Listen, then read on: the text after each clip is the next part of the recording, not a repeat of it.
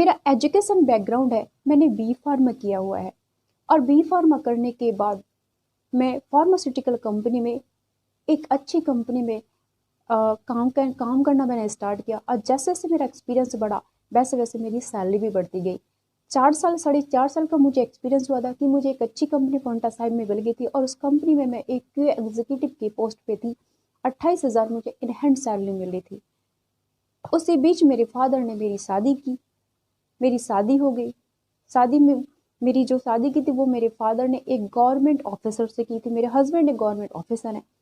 शादी के कुछ दिन 3 महीने तक तो हम बहुत अच्छे से रहे और उसके बाद मुझे एक भयंकर बीमारी हो गई जिसे कहते हैं लिकोरिया की बीमारी, वाई डिस्चार्ज की बीमारी। ये बीमारी मुझे इतनी भयंकर हो गई थी कि मैं जो भी ट्रीटमेंट लेती थी कोई असर ही नहीं करता था और इस बीमारी की वजह से मैं बेबी को कंसीव भी नहीं कर पा रही थी, मैं प्रेग्नेंट ही नहीं हो पा रही थी। ये बीमारी मुझे बढ़ती गई, समय बीतता गया और उस दौरान मुझे एक टीबी की बीमारी हो गई। जो टीबी की बीमारी होती वो मुझे स्टोमक टीबी की बीमारी होती, पेट की टीबी की बीमारी हो गई थी, आंतों की टीबी की बीमारी हो गई थी, जिसकी वजह से मेरा डाइजेशन बहुत ही ज़्यादा खराब हो गया था। मुझे कुछ भी नहीं खाया पिया लगता था। एक तो मुझे लिकोरिया की बीमारी थी जिसकी वजह से मेरा वेट बहुत कम हो गया था और ऊपर से मुझे टीबी की बीमारी हो गई थी।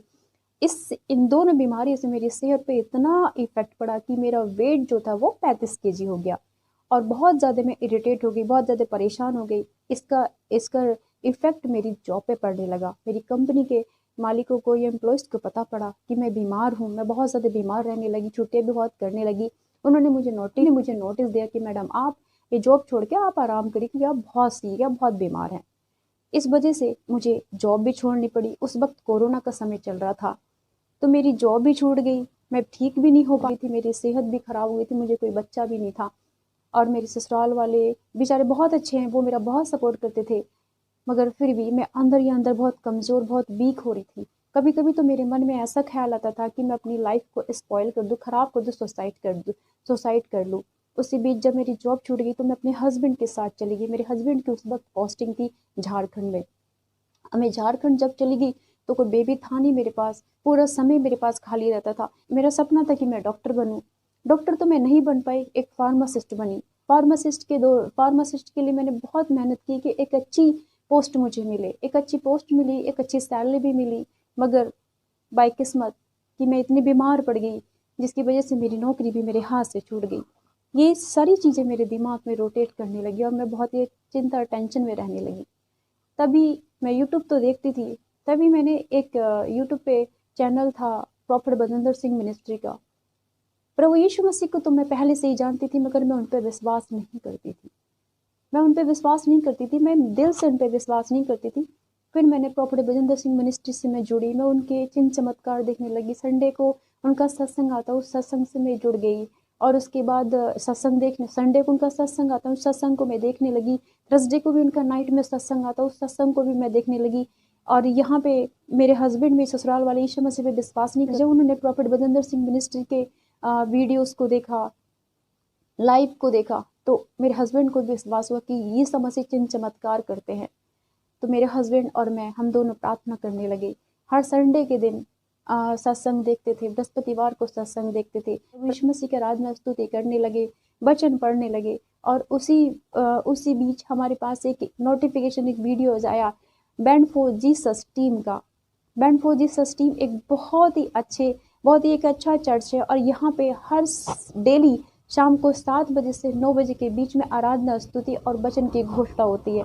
और यकीन मानिए इनके सत्संग में इनकी चर्च में इतनी चंगाई है कि शाम को हम दोनों पति पत्नी बैठ जाते थे और डेली इनके वचन, इनकी आराधना स्तुति करते थे। हमें बहुत अच्छा लगता था और बहुत अच्छा लगता था। उसी वक्त हमारे जीवन में धीरे धीरे हमें चंगाई आने लगी, मेरा विश्वास बढ़ने लगा, मेरे हस्बैंड का विश्वास बढ़ने लगा। तो उसी वक्त में मार्च 2023 में प्रॉफिट बजिंदर सिंह चर्च में जलंधर में गई अपनी पूरी फैमिली को लेकर के। वहाँ मुझे लगा कि कुछ गंदी आत्मा मेरे अंदर से निकली और मुझे बड़ा सुकून, बड़ा शांति मिली। उसी के वक्त प्रभु यीशु मसीह के 40 के उपवास चल रहे थे।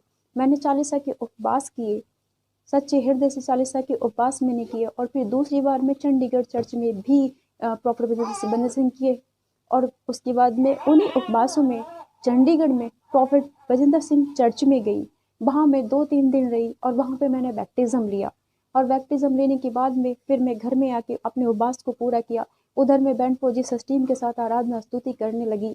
और फिर देखिए उसी महीने में मुझे प्रभु यीशु मसीह ने गुड न्यूज़ दिया कि आई एम ए प्रेग्नेंट। जब मुझे ये खुशखबरी मिली कि मैं प्रेग्नेंट हूँ, मैं बहुत खुशी हुई, मेरे हस्बैंड बहुत खुशी, मेरी फैमिली बहुत खुश हुई। और प्रभु यीशु मसीह ने इतना चिन्ह चमत्कार किया कि उसी साल 2021 में 29 नवंबर को मुझे एक बेटी दी प्रभु यीशु मसीह ने। और मुझे इतनी प्यारी, इतनी क्यूट, इतनी सुंदर बेटी दी कि आप यकीन करेंगे, आप उसको देखेंगे तो कहेंगे वाह कितनी सुंदर, कितनी प्यारी बेटी है। और ये बेटी मुझे प्रभु यीशु मसीह ने दी है। उस वक्त जिस वक्त मैं प्रेग्नेंट थी, मैं यीशु मसीह की फ़ोटो को देखती थी और यीशु मसीह की जो मैंने फ़ोटो लगा रखी थी वो बहुत बड़ी फ़ोटो लगा रखी थी और उसमें यीशु मसीह की ब्लू आइज़ थी। मैं प्रार्थना करती थी प्रभु यीशु मसीह से कि प्रभु मेरा जो भी बेटी बेटा हो वो आपके जैसा सुंदर और आपकी प्यारी आंखों वाला हो। प्रभु यीशु मसीह ने मेरी प्रार्थना को सुना। प्रभु यीशु मसीह ने मेरी बेटी की जो आंखें दी वो सेम अपनी आंखें दी, अपना स्वरूप मेरी बेटी को दिया हुआ है। मेरी बेटी की ब्लू आइज है और इतना प्यारा, इतना सुंदर चेहरा, इतना अट्रैक्टिव चेहरा है कि जो भी मेरी बेटी को देखता है ना उसको एक बार जरूर लेता है, उसकी तारीफ करता है कि बहुत ही सुंदर, बहुत ही प्यारी बेटी है। और इवन जो भी मेरी बेटी को देखता है उसकी एक फ़ोटो ज़रूर लेता है। तो मेरी बेटी के नाम से मेरा ओहदा बढ़ा, मेरा मान सम्मान बढ़ा और आज मैं बहुत खुश हूँ। मेरे पति भी बहुत खुश है, मेरे परिवार में सुख शांति है, मेरे जीवन में सुख शांति है। तो प्लीज़ इस वीडियो को रिकॉर्ड करके भेजने का मेरा एक ही मकसद है कि जैसे मैंने प्रभु यीशु मसीह पर विश्वास किया, उनको अपने जीवन में ग्रहण किया। 1 साल के अंदर मेरे प्रभु यीशु मसीह ने मुझे जिस चीज़ की मेरे अंदर कमी थी, जिस चीज़ की मेरे अंदर कमी घटी थी, उस चीज़ को देखते हुए मेरे प्रभु यीशु मसीह ने मुझे औलाद दी, मुझे संतान दी, मुझे बेटी दी। और यकीन मानिए जैसा मेरे प्रभु यीशु मसीह ने मेरे जीवन में किया ना, वैसे आप सभी के जीवन में करेगा। मेरे प्यारे भाई बहनों, मेरी इस टेस्टमनी पर विश्वास कीजिएगा सचमुच, और मेरी इस वीडियो को उन लोगों तक पहुंचाइएगा जिन्हें इस वीडियो की बहुत ज़रूरत है, जिनके परिवार में बच्चे नहीं हैं, चाहे उनको 10 साल हो गए हो, 20 साल हो गए हो, 30 साल या 50 साल हो गए हो, कितनी भी उम्र उनकी हो गई हो, जो निराश हो गए अपने जीवन से। प्लीज़ मेरे भाई बहनों जिनके पास बच्चा नहीं है, यदि आप मेरे इस वीडियो को या मेरी गवाही को सुन रहे हैं या देख रहे हैं तो प्लीज़ आप विश्वास कीजिए। जैसे प्रभु यीशु मसीह ने मेरे जीवन में एक प्यारी सी बेटी दी, मेरे जीवन के हर दुख को दूर किया और खुशी, सुख, शांति, आनंद मेरे जीवन में दिया, उसी तरीके से मेरा प्रभु आपके जीवन में भी देगा।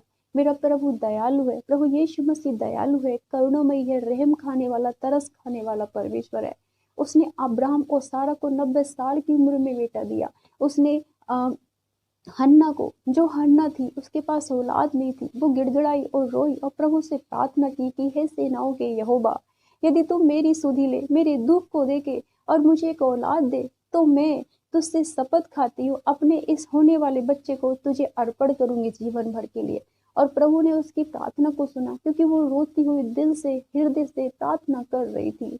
प्रभु ने उसकी प्रार्थना को सुना और उसकी प्रार्थना प्रभु के कानों तक पहुंची और उसको एक नहीं, प्रभु ने 5, 3 बेटे और 2 बेटियां दी। प्रभु ने राहेल की प्रार्थना को सुना, उसके भी कोई बच्चा नहीं था, प्रभु ने उसको भी 2 पुत्र दिए।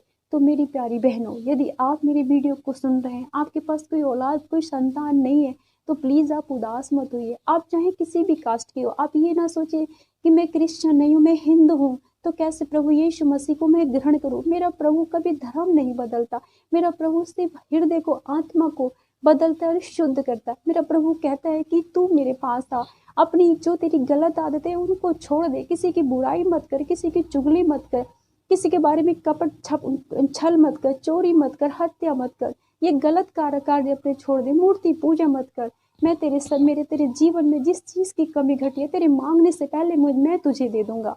मेरी प्यारी बहनों, देखो यदि आप अपनी संतान हो, आपको बच्चा नहीं है, तो प्लीज़ आप एक बार मेरे प्रभु के नाम से आओ, मेरे प्रभु के नाम से आओ। यदि आप इस वीडियो को सुन रही हो तो इस वीडियो के कमेंट बॉक्स में अपना नाम और अपना एड्रेस लिखो। मैं आपके लिए प्रार्थना करूंगी, मैं अपने स्पिरिचुअल फादर से आपके लिए प्रार्थना कराऊंगी, मैं उन मिनिस्ट्री में जहाँ जाती हूँ आपके लिए प्रार्थना कराऊंगी कि प्रभु यीशु मसीह ने जैसे मेरे लिए मेरी सुधि ली, वैसे आपकी भी सुधि लेगा।